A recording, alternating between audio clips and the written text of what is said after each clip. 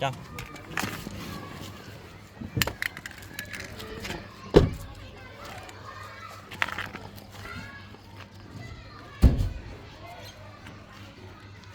hôm nay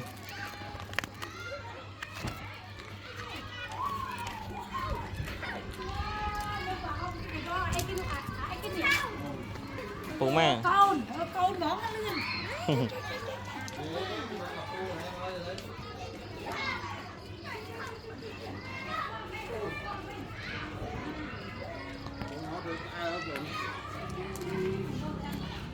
nông cao tiết này rồi nông tiết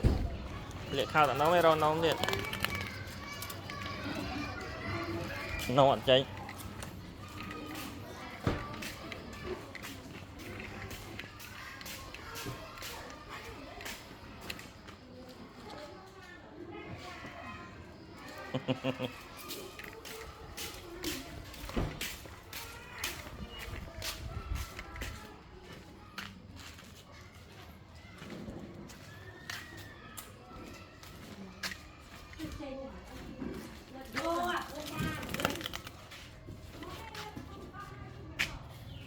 Mới chơi một viên thôi bị tôm hoang chết được gọi là sao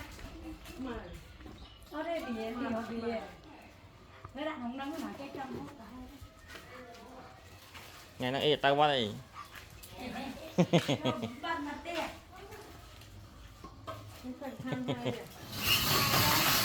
ba nông nhiều rồi lại nông rồi lại nọn khơi nhỉ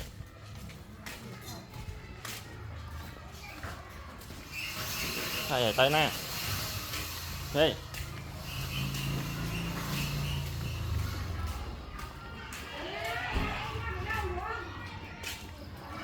mà lên con trăm người ta y bạn chán à tập giấy